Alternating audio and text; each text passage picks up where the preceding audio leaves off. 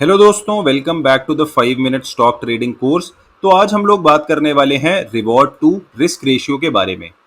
अब रिस्क तो आपने कई बार सुना होगा इस वाले कोर्स में, उसके बारे में हम शुरुआत से बात करते हुए आ रहे हैं। हम रिस्क मैनेजमेंट के बारे में बात कर रहे थे, खैर हम अभी तक उसमें डिटेल में नहीं गए हैं, लेकिन रिस्क के बारे में हम बिल्कुल शुरुआत में बात कर रहे थे कि जब भी आप कोई भी ट्रेड लेते हैं उसमें हमेशा एक रिस्क प्रेजेंट होता है, उसमें हमेशा एक रिस्क मौजूद होता है।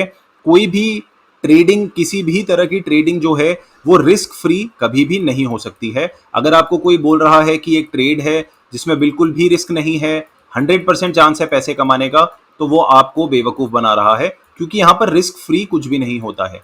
हमारा काम होता है रिस्क की स्टडी करना, और ट्रेड लेते समय हमें यह ध्यान देना होता है कि हमारा रिवॉर्ड कितना है और उसके बदले में हमें कितना ज्यादा रिस्क लेना पड़ रहा है। तो देखिए, ट्रेडिंग में सिर्फ 3 चीजें होती हैं। सबसे पहली चीज होती है एंट्री। सबसे पहली चीज होती है एंट्री, यानी आप कितने में किसी स्टॉक को बाय कर रहे हैं। दूसरी चीज होती है स्टॉप लॉस। स्टॉप लॉस मतलब कितने में आप अपने स्टॉक को एग्जिट कर देंगे। और तीसरी चीज होती है टारगेट। टारगेट, इसके अलावा और कुछ भी नहीं होता है एक ट्रेड में, और ये सारी की सारी चीजें आपके रिवॉर्ड टू रिस्क रेशियो के हिसाब से डिसाइड होनी चाहिए। तो मान लीजिए एक स्टॉक है जिसमें आप एंट्री बनाते हैं 100 रुपीज में, और आप अपना स्टॉप लॉस लगाते हैं 95 रुपीज में, और ये सब आपने चार्ट के बेसिस पे किया है। जब हम अपना ट्रेडिंग सेटअप समझेंगे तब हम समझ जाएंगे कि चार्ट के हिसाब से स्टॉप लॉस कैसे लगाना होता है, एंट्री कैसे करनी होती है। लेकिन मान लीजिए आप चार्ट के हिसाब से आपको 100 में एंट्री मिली है और 95 में आपका स्टॉप लॉस है।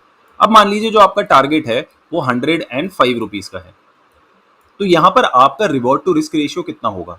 अब देखिए, अगर आप ट्रेड जीतेंगे, अगर आप इस ट्रेड में पैसा कमाएंगे, अगर आपका ट्रेड टारगेट हिट करेगा, तो आप 5 रुपए का प्रॉफिट पर शेयर लेकर के निकलेंगे।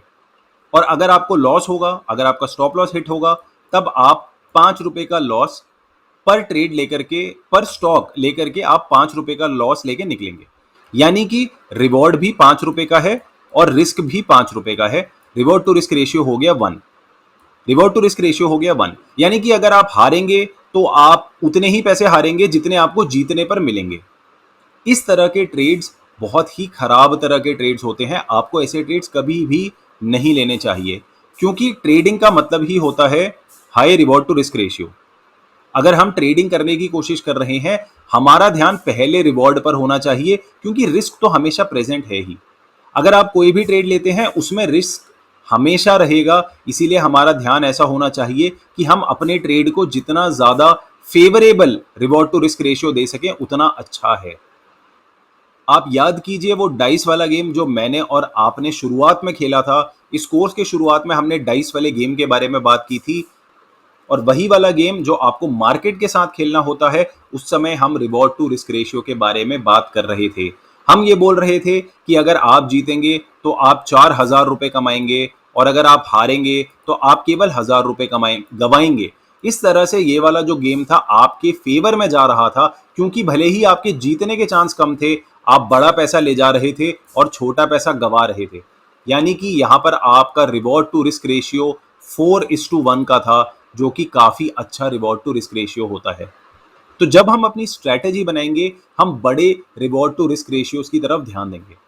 हमारा गोल इस वाले कोर्स में ऐसा होने वाला है कि 3:1 से नीचे अगर कोई भी ट्रेड है तो वैसा वाला ट्रेड लेना ही नहीं है। इनफैक्ट 2:1 भी बहुत कम रिवॉर्ड टू रिस्क रेशियो है, और 1:1 तो आप भूल ही जाइए कि ऐसा वाला ट्रेड कभी लेना भी है। तो हम यहाँ पर जनरली 3.5:1 से 4:1, इवन 5:1 तक के रिवॉर्ड टू रिस्क रेशियो के बारे में बात करने वाले हैं, क्योंकि देखिए, ट्रेडर का काम ट्रेड लेना नहीं होता है, ट्रेडर का काम होता है पैसे बनाना, और पैसे बनेंगे रिवॉर्ड टू रिस्क रेशियो से।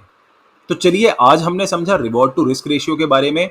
अगली वीडियो में हम एक लास्ट चीज समझने वाले हैं, जिसके बाद हम स्ट्रैटेजी में जाएंगे, और वो चीज है कि ट्रेंड किस तरह से चेंज होता है, ट्रेंड के चेंज होने के लिए क्या होना चाहिए। तो चलिए, मिलते हैं अगली वीडियो में। धन्यवाद।